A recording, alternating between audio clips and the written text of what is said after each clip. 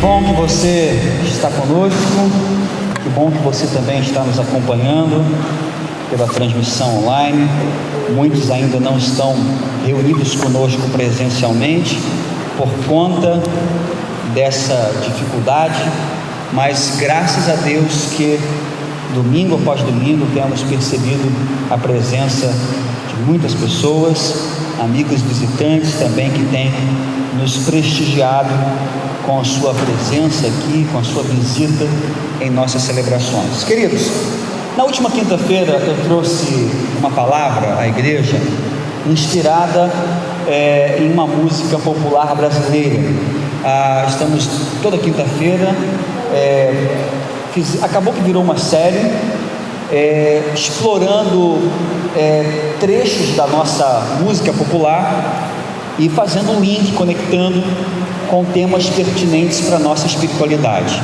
Na última quinta-feira, para mim foi um grande desafio, porque ousamos pegar um pedacinho da música do Cazuza e falamos aqui que não era a nossa abordagem criar conceito de valor sobre a sua vida, suas escolhas e destino, mas apenas de aproveitar a sua canção como crítica de conjuntura para que pudéssemos então falar à igreja. E falamos sobre tua piscina está cheia de ratos, como uma analogia àqueles que são poderosos, mas corrompidos, aqueles que são proeminentes, mas que perderam a sua essência, perderam a sua natureza. E infelizmente fizemos uma conexão com os recentes escândalos envolvendo líderes evangélicos.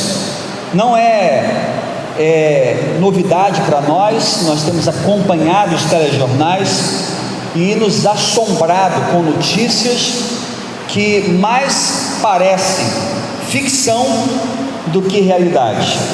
Pastores envolvidos em esquemas de corrupção, lavagem de dinheiro, pastora envolvida em homicídio e organização criminosa, igrejas evangélicas articuladas junto com esquemas de lavagem de dinheiro, de corrupção e por aí vai. E tudo isso levamos para um entendimento que aquela parte da música que diz as tuas ideias não correspondem aos fatos, trecho da música O Tempo Não Para, ela se aplica muito ao nosso contexto, porque a natureza deste evangelho que tem sido pregado por aí, que tem sido observado por aí, fala muito, mas a sua essência talvez esteja corrompida. Querido, é lamentável você ver esses referenciais, essas notícias vinculadas ao nome de evangelho. Para alguns é nada mais do que uma ótima justificativa para dizer: não falei? Eu não disse? Está vendo? Mas para nós deve ser um alerta. Para nós, igreja, deve ser um alerta sobre a necessidade que temos de olhar para o verdadeiro evangelho de Jesus, de voltar os nossos olhos para a essência daquilo que é realmente importante e relevante na nossa caminhada. Precisamos ser ainda mais fiéis a este evangelho de Jesus, porque há uma distinção muito nítida entre o evangelho que evangélicos professam e o evangelho do reino de Deus, o evangelho de Jesus, o evangelho da palavra de Deus. E é sobre esse evangelho que nós precisamos tratar, é sobre este evangelho que nós precisamos olhar com atenção. Que ele não se impressione com os maus exemplos que você vê lá fora. Não se impressione com isso. A Bíblia já falava sobre isso, a palavra já relatava sobre isso, Jesus nos alertou sobre isso acerca do tempo do fim. Então para nós não deve ser motivo de escândalo não deve ser motivo de ficarmos apavorados, mas um motivo de alerta. É um sinal de alerta para que entendamos que este nosso argumento, que tudo isso que vemos caracteriza o tempo do fim, ela entra realmente em sintonia, não somente questões relacionadas à saúde, à pandemia, à crise econômica, mas também sobre essa pretensa religião que muitos professam e em nome de Deus fazem verdadeiras atrocidades.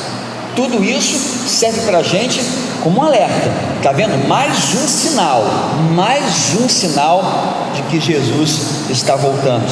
A palavra do Senhor em Romanos capítulo 1, versículos 16 e 17, se tiver com a sua Bíblia, abra por favor, senão você pode acompanhar pela nossa multimídia. Diz assim a palavra do Senhor: não me envergonho do Evangelho, porque é o poder de Deus para a salvação de todo aquele que crê, primeiro do judeu, depois do grego, porque no Evangelho é revelada a justiça de Deus, uma justiça que do princípio ao fim é pela fé, como está escrito: o justo viverá pela fé. Não me envergonho do Evangelho.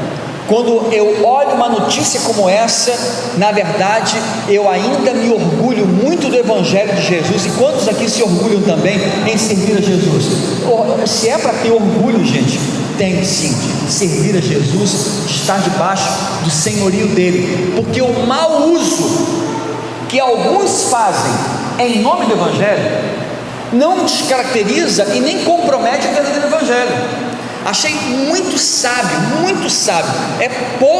poucas vezes vejo esse tipo de sabedoria nas nossas mídias sociais, mas uma pessoa colocou uma foto lá da deputada acusada de homicídio, colocou lá: Evangelho acusado de homicídio. Colocou a foto de um padre da Igreja Católica que também está sendo indiciado por uma questão envolvendo fraude, envolvendo alguma questão ilícita no manejo com dinheiro. Botou lá: padre acusado disso. E colocou aquele camarada, que eu esqueço o nome dele também, que está sendo indiciado por várias situações de estupro espírita. João de Deus. João, de Deus não, mas João. E aí, a questão que colocou embaixo assim: não é sobre religião, é sobre caráter. Achei sábio. Porque pessoas sem caráter você vai encontrar em qualquer lugar. Você está entendendo? Não é a questão da religião. Isso acontece no meio evangélico? Acontece. Acontece na Igreja Católica? Acontece. Acontece no meio espírita? Acontece em qualquer segmento. E eu preciso ter essa consciência.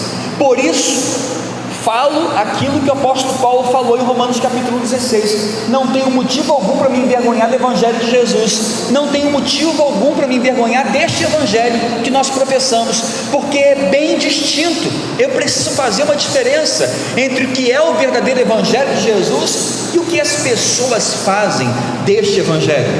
O que as pessoas fazem desse Evangelho será cobrado da mão deles, irmãos.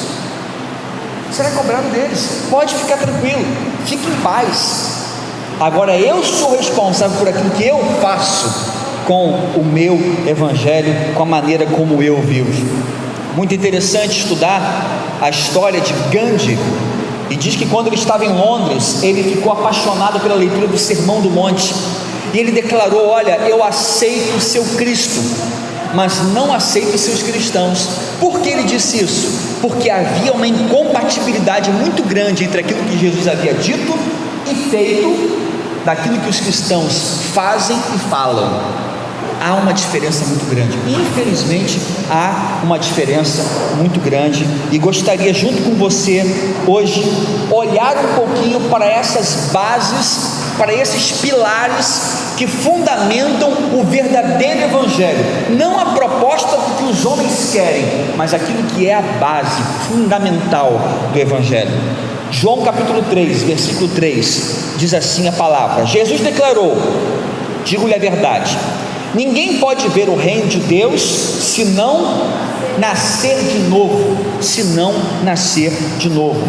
O verdadeiro Evangelho do reino é aquele que exige um novo nascimento. não é sobre um padrão de comportamento, não é sobre a roupa que você veste, não é sobre a maneira como você fala, não é sobre isso, é sobre uma nova natureza, é sobre um novo nascimento. João capítulo 3, versículo 1 em diante, fala assim: havia um fariseu chamado Nicodemos, uma autoridade entre os judeus, e ele veio a Jesus à noite e disse: mestre, sabemos que ensina da parte de Deus, porque ninguém pode realizar os sinais miraculosos que estás fazendo, se Deus não estiver com ele. Em resposta, Jesus declarou: ninguém pode ver o reino de Deus se não nascer de novo. E perguntou Nicodemos: como alguém pode nascer sendo velho? É claro que não pode entrar pela segunda vez no ventre de sua mãe e renascer. Respondeu Jesus: digo-lhe a verdade, ninguém pode entrar no reino de Deus se não nascer da água e do Espírito. Sem nascer da água e sem nascer do Espírito. Esse texto narra o encontro de Jesus com Nicodemos, um líder religioso, um dos principais do Sinédrio, um homem investido de autoridade, um homem cheio de cultura.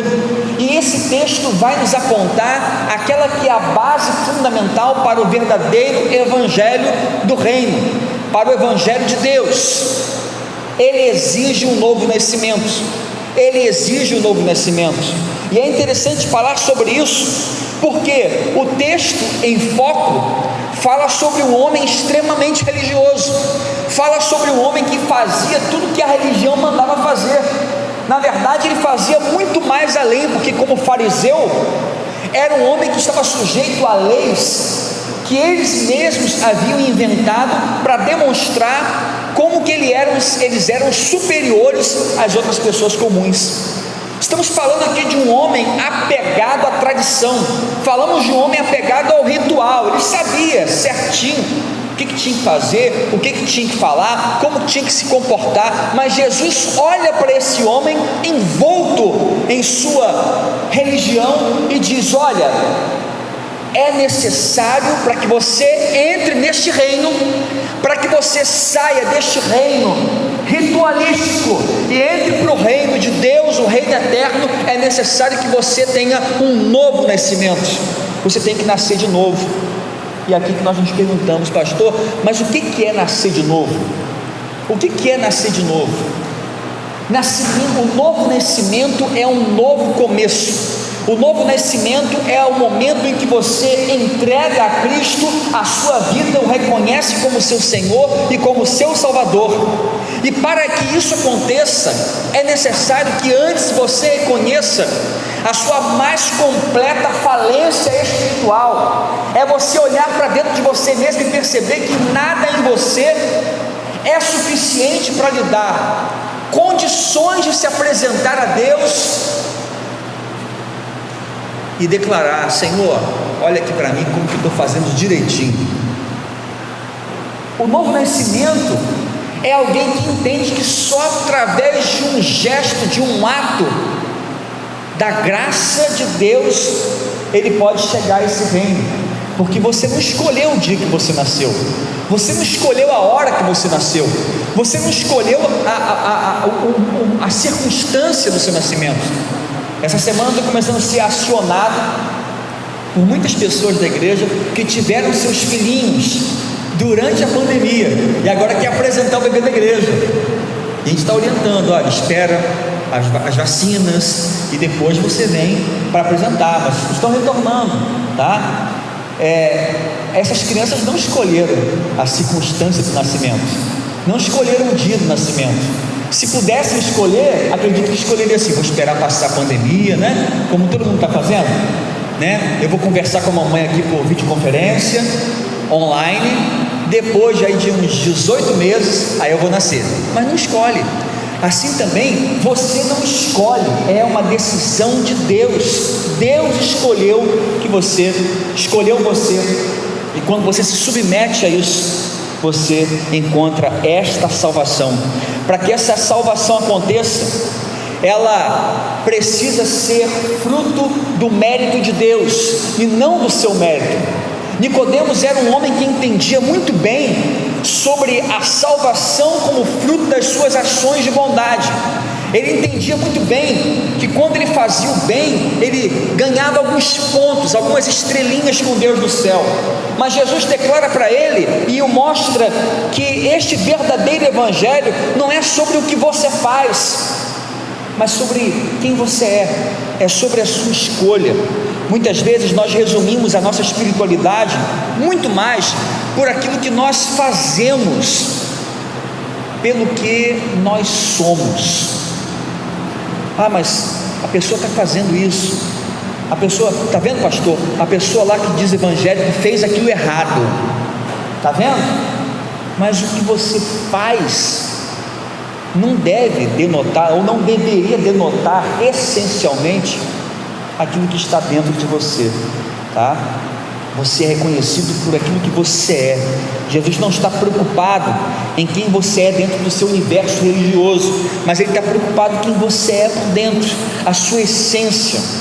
É você aqui agora, com o seu coração contrito, é com o seu coração realmente desejoso de buscar a vontade dEle. Ele não está preocupado se você está orando da maneira errada, se você não usa as palavras certas, se você troca as bolas na hora da oração. Ele não está preocupado com isso. Ele está preocupado se você o faz com sinceridade, com humildade, agradecendo a Deus, louvando a Deus de coração por aquilo que Ele já tem feito em sua vida. A salvação, o novo nascimento, é esse momento de mudança de direção. A Bíblia fala a palavra metanoia, que é uma mudança, transformação, é mudar a direção da sua vida. João capítulo 6, versículo 63 declara: o Espírito é o que vivifica, a carne para nada aproveita. As palavras que eu vos tenho dito são Espírito e são vida. Ou seja, é através desta palavra, que é Espírito e vida, que você alcança um novo nascimento, porque foi pela palavra também que tudo foi criado, e esta palavra gera em você, esta palavra cria em você esse novo nascimento, leva você a este novo nascimento. Qual era a nossa real condição antes de termos esse novo nascimento? Efésios capítulo 2, versículo 1 declara: Ele nos deu vida, estando nós mortos em nossos delitos e pecados. A nossa condição anterior a receber esse novo nascimento em Cristo era: eu estava morto em meus delitos e pecados. Pastor, como é que eu estava morto se eu estou vivo? Aqui fala sobre a morte espiritual. Você está morto espiritualmente, você não tem conexão com Deus, você está desconectado de Deus, você vive a sua vida indiferente a Deus. Jesus, nesse primeiro encontro com o Nicodemos, ele fala sobre o que importa, sobre a compreensão que nós estamos mortos em nossos pecados e, para tanto, precisamos deste novo nascimento para podermos experimentar do seu reino. Novo nascimento é quando eu reconheço a minha falência espiritual, reconheço que sozinho nada posso fazer para mudar a minha situação, não posso mudar o meu futuro.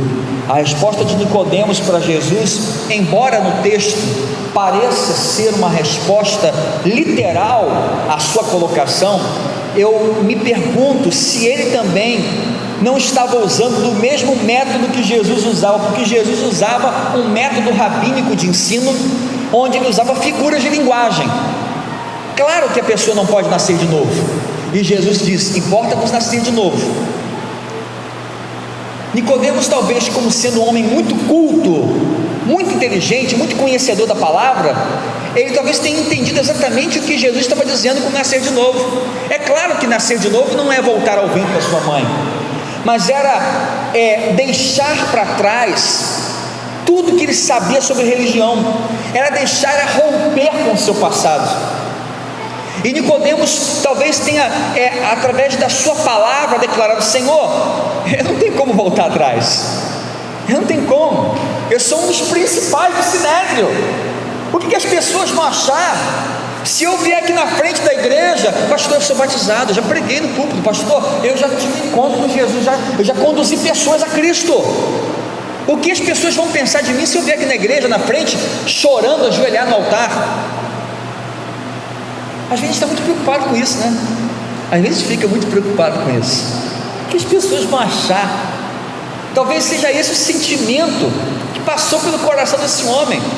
Jesus, eu sou um dos principais do Sinédrio, o povo me conhece, sabe que eu entendo muito da palavra.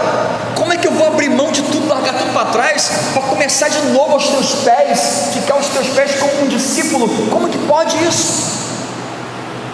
Para você ter o novo nascimento, você precisa aprender a romper com o seu passado, você precisa abrir mão daquilo que você acha, daquilo que você pensa, para abraçar a vontade de Deus, para abraçar aquilo que realmente Deus quer. Hoje em dia, o evangelho que nós temos observado por aí é um evangelho que está muito preocupado com as conveniências humanas, é um evangelho que está muito preocupado em articular com uma palavra adocicada que não incomode, que não confronte as pessoas. Querido, preste atenção numa coisa, porque a palavra de Deus é lâmpada para os nossos pés, e nada melhor do que você andar no escuro com uma lâmpada, não é verdade? É agradável, te livra de problemas, você não vai pisar nos espinhos. Mas já atente que a palavra que é lâmpada, essa mesma palavra, ela é espada de dois gumes, que fere, que vai até a divisão de alma e espírito. Querido, por vezes a palavra, ela nos engrandece, por vezes a palavra nos transforma, por vezes a palavra faz com que você caia em lágrimas, sabendo o quanto Deus te ama. Mas em outros momentos a palavra nos confronta, a palavra nos constrange, a palavra fere o nosso coração.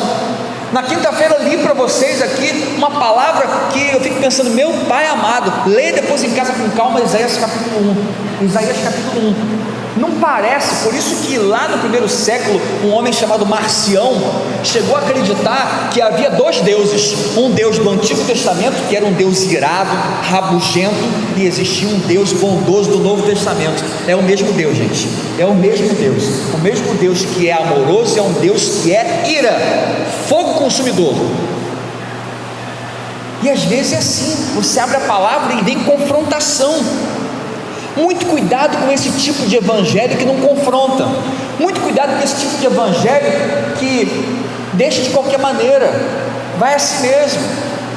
Querido, o nosso modelo de espiritualidade é o próprio Jesus. Tenho dito aqui, nós não seguimos um conjunto de regras filosóficas, nós seguimos uma pessoa, seguimos a Cristo. Quer saber o que é ser um verdadeiro cristão? Olha para Jesus, olhe para a cruz, olhe para o que Jesus fez. Se Jesus fez, está certo. Se Jesus se comportou assim, comporte-se assim também, faça o mesmo. E Jesus, em seu momento de agonia, de dor, ele orou pedindo a Deus por algo da sua própria conveniência, porque nós oramos assim. Jesus orou e pediu: Senhor, se for de tua vontade, passa de mim esse cálice. O que ele está dizendo? Senhor, olha, a minha vontade é, eu não gostaria de enfrentar essa cruz, a minha vontade é, eu não queria encarar esse sofrimento, mas que não seja feita a minha vontade, mas que seja feita a tua. Ele orou demonstrando a sua humanidade, mas ele coloca o evangelho em seu devido lugar. O evangelho não é sobre a minha vontade, é sobre a vontade dele. Eu me submeto. Querido, preste atenção numa coisa, não é Deus que tem que se submeter à sua vontade, não é Deus que tem que se submeter aos nossos caprichos. Somos nós que precisamos nos adaptar, nos ajustar, abrir mão, romper com o pecado e fazer a vontade dele. Amém? Quem está entendendo aí? Glória a Deus. Isso é o novo nascimento. Este é o novo nascimento que a palavra de Deus tem para mim e tem para você. Evangelho de João, no capítulo 4, versículo 23, Jesus declara: no entanto está chegando a hora, e de fato já chegou, em que os verdadeiros adoradores adorarão o Pai em espírito e em verdade. São estes adoradores que o Pai procura. Querido, o verdadeiro evangelho de Deus é aquele que exige um novo nascimento e que também busca, procura por verdadeiros adoradores. É interessante perceber que o texto fala que ele procura, quem procura é Deus. Deus é o mais interessado em procurar aqueles que o adorem em espírito e em verdade. E aqui eu fico pensando que não é você que vem adorar, não é você que veio aqui buscar Deus. Eu vim buscar Deus, é Deus que está te procurando, é Deus que trouxe você aqui hoje, é Deus que está liberando essa palavra a você hoje. Por quê? Porque Ele tem interesse. em filhos que o adorem em espírito e em verdade. E esse texto de João capítulo 4 faz parte de um trecho ainda maior. Eu não vou ler por causa da hora, senão a gente vai ficar aqui muito tempo, que narra a história de uma mulher samaritana, o encontro de Jesus com a mulher samaritana. Se você quiser ler o texto, é o texto de João, capítulo 4, a partir do versículo 6, vai até o 24. O texto mostra aquele momento em que aquela mulher samaritana se encontra com Jesus, junto ao poço. Jesus pede água, ela pergunta: por que você fala comigo, sendo eu samaritana e você judeu? Porque não havia comunicação entre eles, eram povos inimigos. E Jesus então fala: se você soubesse quem estivesse falando com você, você lhe pediria água, e ele lhe daria a água da vida. E ela disse: Senhor, como é que você vai me dar água se você não tem como tirar? Ela não tinha entendido. E aí Jesus dá uma declaração sobre a sua vida, revela a vida dela, e ela entende que está diante de um profeta de Deus. Então faz uma pergunta religiosa: Senhor, os nossos pais adoravam nesse monte, mas os judeus falam que é lá em Jerusalém que se deve adorar. Onde que é o lugar certo para adorar? E Jesus fala: olha, nem aqui nem lá. Os verdadeiros adoradores adoram o Pai em espírito e em verdade. É interessante você notar esse texto, porque essa mulher, ela é uma antítese, ela é o contraponto do capítulo 3 de João. No capítulo 3 de João você tem encontro de Jesus com Nicodemos, um homem religioso, moralmente aceitável, uma vida ética, um caráter ilibado. Aqui em João 4 você tem encontro com a mulher, que era considerada na época uma prostituta, tinha o status social de uma prostituta, rejeitada pela sociedade. Ela foi buscar água meio-dia no poço, porque esse era o horário que ninguém ia buscar, o sol era quase 50 graus, para não se encontrar com ninguém, uma vida social destruída. E ainda assim, o mais curioso disso tudo nesse texto que você lê, é que Jesus não se declarou como Cristo para Nicodemos, mas se declarou como Cristo para essa mulher. Para essa mulher que não tinha a cultura de Nicodemos, não tinha a religião de Nicodemos, não tinha o status quo de Nicodemos, mas a essa mulher ele declara: eu sou o que fala contigo, eu sou Cristo, a este que fala contigo. Isso me faz pensar que quando nós temos a real compreensão da nossa natureza, de quem nós somos, como que nós somos indignos para cobrar alguma coisa de Deus, Deus vem e se revela a nós. Deus vem e se revela a nós. Nicodemos, na sua religião, na sua moral, na sua ética, ele se considerava na condição de exigir de Deus respostas. Essa mulher não exige nada e recebe uma revelação, uma declaração linda através do seu encontro com Jesus. Essa mulher estava preocupada se estava fazendo certo. Ela estava preocupada que a sua adoração fosse a adoração coerente, a adoração certa, e ela pergunta isso a Jesus, e Jesus então mostra a ela que o importante não é saber o lugar para adorar, mas a quem adorar. A quem adorar. Jesus declara nesse texto: olha, a hora vem, já chegou, que os verdadeiros adoradores adorarão o Pai em espírito e em verdade. Está dizendo o seguinte: olha, chegou a hora e agora. Este é o momento para você adorar. Aqui onde você está, você deve adorar. Querido, qual é o momento para você adorar a Deus? Ah, pastor, mas eu creio que quando passar essa luta toda aí, eu vou agradecer muito a Deus. Este é o momento para adorar. Este é o momento, porque é muito mais difícil você adorar, você celebrar no meio da dor, do que quando passar. Aí sim, gente, é da nossa natureza celebrar. Celebre a Deus, adore a Deus neste momento, porque você foi criado para isso. O propósito da salvação, do novo nascimento que Jesus comunicou a Nicodemos, era de nos tornar adoradores, como essa mulher estava preocupada em ser. Isaías capítulo 43, versículo 7, Isaías declara: todo aquele que é chamado pelo meu nome, a quem criei para a minha glória. Deus nos criou para a glória do seu nome. Nós fomos criados para dar glória a Deus. Portanto, eu já disse isso aqui, quando você entende que o propósito da natureza humana é a adoração, quando Deus criou o homem, no jardim do Éden, e o homem se distanciou do jardim, se distanciou de Deus, ele não se distanciou apenas na questão da espiritualidade, distanciando-se de Deus, mas ele se distanciou do seu propósito, da natureza da sua criação.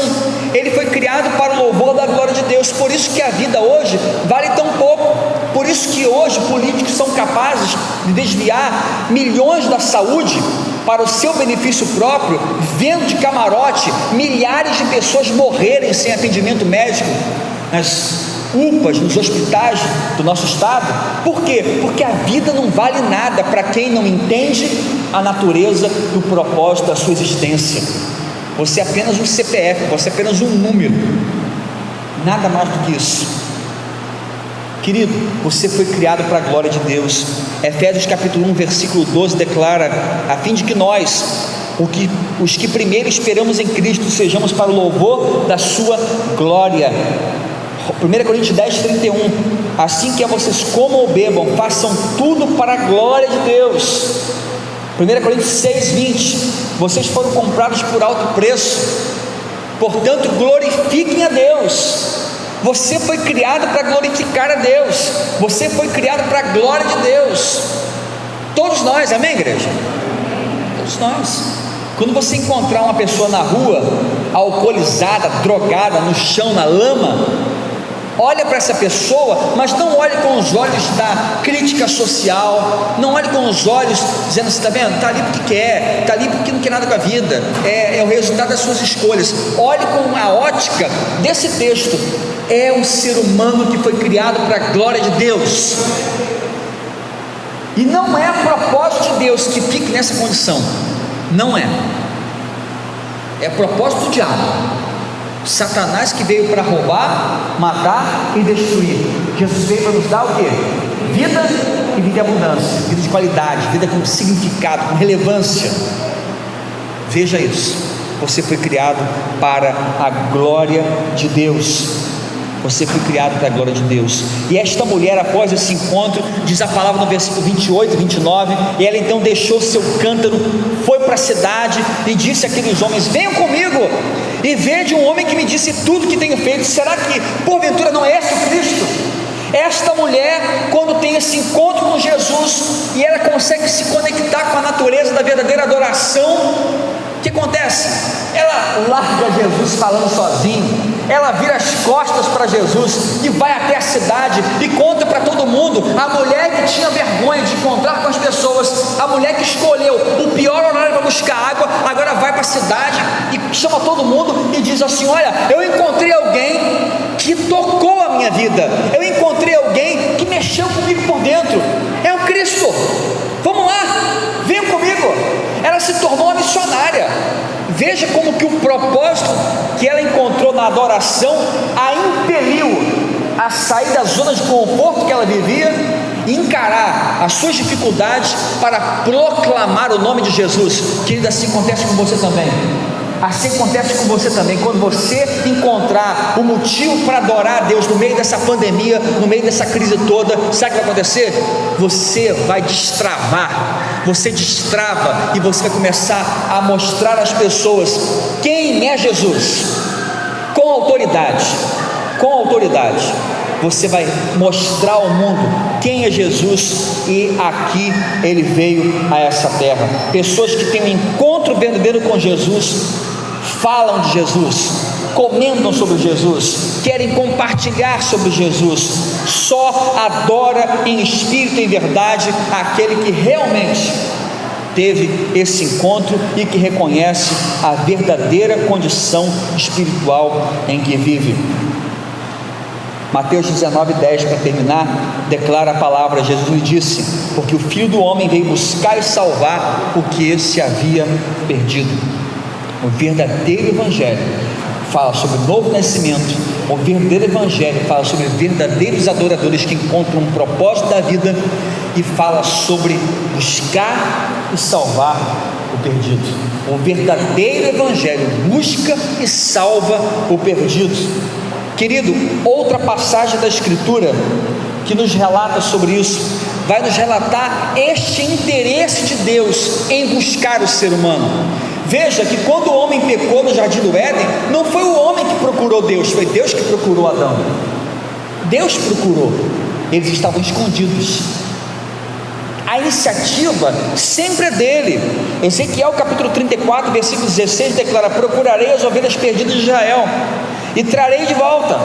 É ele que procura, é ele que vai em busca. Portanto, quando nós falamos sobre a natureza de Jesus e a sua vinda a essa terra, estamos falando essencialmente de uma missão de busca e salvamento. Ele veio a essa terra para quê? Para buscar e salvar o que se havia perdido. E aqui, gente, que entra a grande questão. Ele veio buscar e salvar quem estava perdido. Se você não está perdido, você não vai ser buscado nem salvo. Ele só veio buscar quem está perdido. Não, mas eu sei muito bem o caminho que estou trilhando. Então tá bom. Então tá bom. Ele veio buscar e salvar quem se reconhece, quem entende que não está entendendo nada, quem entende que assim, não sei, olha, eu não sei onde meus caminhos vão me levar, não tenho noção, estou perdido nessa direção aqui, preciso de Jesus. Jesus veio para você. Jesus veio para você. Lucas capítulo 19 relata o encontro de Jesus com um homem chamado Zaqueu. Nós conhecemos muito bem a história. Zaqueu, ele era um cobrador de impostos, era um homem odiado na sua cidade, e esse homem, ele ouve falar sobre Jesus, ele então se prepara, porque ele quer ver Jesus. Diz o texto está falando que ele sobe numa árvore, fica esperando Jesus passar. Jesus passa por ele, olha para ele, chama-o e diz: olha, hoje eu quero entrar na sua casa, eu quero permanecer na sua casa. Gente, que coisa extraordinária. Jesus sempre está olhando para as pessoas que têm interesse em buscá-lo. Jesus sempre tem interesse de olhar para aquele que está cansado de administrar e gerenciar a sua própria vida, e que decide dar passos, mesmo que pequenos, nessa direção. Esse homem aqui, ele rompeu com muita coisa. Ele subiu numa árvore, ficou lá em cima de uma árvore. Já pensou? Uma pessoa cobrava impostos, uma pessoa que tinha notoriedade na sua sociedade, sobe numa árvore, fica exposto ao ridículo, mas ele não se preocupa com a opinião alheia, ele não se preocupa com a crítica, ele está preocupado em olhar para Jesus. Ele queria saber quem era Jesus, ele queria saber quem era Jesus, e ele teve esse encontro. Jesus olhou para ele, mesmo na sua limitação, mesmo na sua dificuldade. Esse homem aqui teve um encontro pessoal com Jesus que o transformou completamente. Jesus olhou para ele e este homem pôde receber de Jesus o abraço, o aconchego, a aceitação.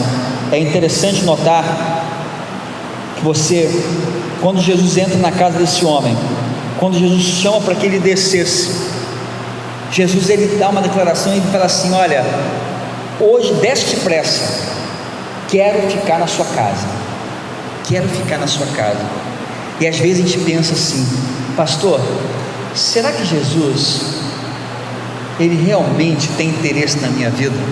Essa dificuldade toda, essa luta que eu estou passando, será que Jesus, ele tem interesse na minha vida? Ele quer entrar na minha casa, ele quer cuidar de mim? Será? Esse texto responde, ele afirma: eu quero. Olha para Zaqueu e diz: eu quero ficar na tua casa. Ele não pergunta: posso ficar na tua casa? Ele fala: eu quero, essa é a minha vontade. Assim como também hoje ele olha para você com a sua dificuldade, com a sua dor, com a sua limitação, com a sua angústia, com as suas dúvidas. Ele olha para você assim: eu quero te ajudar, eu quero cuidar de você, eu quero te abençoar, eu quero te sustentar. E não anda por esse caminho sozinho não, porque você está perdido. E a pior coisa, alguém que está perdido, é não aceitar ajuda. Aceite a minha ajuda, aceite a minha direção. O meu conselho é perfeito. Você pode confiar no conselho dele, você pode confiar na orientação dele. Nem sempre podemos confiar nas orientações que recebemos de fora. Já contei aqui um exemplo de uma vez que fui para o Rio, e eu fui pelo GPS. Lembra antigamente o GPS? Agora tudo no celular, né, gente? Ano passado tinha um GPS, só o GPS. E eu fui seguindo a vozinha daquela mulher que falava no GPS: a 100 metros vira à direita, a tantos metros vira à esquerda. Foi, eu caí dentro da favela do Rio de Janeiro, num lugar muito tranquilo e calmo chamado Guadalupe, lugar de paz, sabe? Tranquilinho. Parei lá dentro da favela, e aí um senhorzinho falou assim: meu filho, o que você está fazendo aqui? Eu estou procurando tal endereço. Não tem nada a ver com isso aqui. Quem te indicou? Você foi essa mulher aqui, ó, do GPS. Você desliga isso e volta, sai daqui, que aqui você vai ficar ruim. A orientação que Deus tem para a sua vida nunca vai levar você para uma enrascada. Sempre vai conduzir você para algo bom, para algo que vai abençoar a sua vida. Zaqueu teve encontro com Jesus. Pastor, mas como é que você pode dizer isso? Porque na palavra diz que eles chamam Jesus de Senhor. Mas Senhor aqui não é um pronome de tratamento. Senhor aqui é a palavra Kyrios, que denota Senhor como aquele que domina, aquele que tem o domínio de todas as coisas. Esse homem reconhece Jesus como seu Senhor e Salvador, e Jesus declara: olha, hoje houve salvação nessa casa, porque esse homem que estava perdido, ele foi encontrado. Ele aceitou a direção, ele aceitou a orientação. Esse homem foi tão transformado que ele decidiu restituir a quem havia defraudado. Ele decidiu reparar, fazer reparações na sua vida. Ele reconheceu: ei, os meus caminhos não têm sido caminhos honestos, justos, então eu preciso o quê? Reparar. Se alguém eu roubei, eu vou restituir 4 vezes mais, eu vou fazer isso, fazer aquilo. Entenda que a salvação chegou a Zaqueu não por causa daquilo que ele tinha feito, mas o que ele fez foi por causa da salvação que havia encontrado em Cristo Jesus. Por que isso? Porque a Bíblia é muito clara quando declara em 2 Coríntios capítulo 5, versículo 17: se alguém está em Cristo, nova criatura é, as coisas velhas já passaram. Olha, as coisas velhas é aquilo que ele fez de errado, as suas mentiras, os seus pecados, as suas falhas morais, a sua falha de caráter. Isso tem que ficar para trás. Não tem como você ser uma nova criatura em Cristo e querer coadunar, querer juntar a velha natureza, os seus velhos hábitos com a caminhada de cristão. Não dá. Então, se você está em Cristo, é uma nova criatura. Deixa o seu passado para trás, deixa o que ficou de errado para trás, rompe com isso e segue para algo novo, segue para a novidade de vida. Jesus aqui, através da experiência de Zaqueu, mostra para a gente que não importa o seu passado, não importa o que passou, Jesus está interessado em quem você pode ser daqui para frente. E aqui eu digo para você, digo para mim, digo para todos nós, você que está acompanhando pela transmissão online também, não importa o que passou, porque o que passou, gente. Nada você pode fazer para mudar isso. Jesus tem um profundo interesse em quem você será a partir de agora, saindo daqui agora, desligando o seu smartphone, o seu computador na sua casa. Quem você vai ser depois de ter um encontro com Jesus? Você vai continuar repetindo os mesmos erros do passado, ou você caminhará para buscar essa nova vida? Jesus veio buscar e salvar quem está perdido. Qualquer pessoa que se encontre nessa condição, Ele abraça, Ele chama de volta para o caminho. Querido, não é vergonha dizer que está perdido, não é vergonha. Homem tem vergonha, tem? Homem tem vergonha de falar: estou perdido, não sei para onde que esse caminho vai. Mas olha, a maior prova da sua maturidade é reconhecer: olha, não sei, sinceramente eu não sei, preciso de ajuda, preciso de ajuda. E quem sabe hoje, ouvindo essa palavra, você também chegue à mesma conclusão que eu cheguei ao ler essa palavra: ei, eu preciso da ajuda, não tenho as respostas, não sei onde que esse caminho vai dar, eu só sei que eu preciso de Deus, preciso da direção do Senhor. Eu quero convidar você.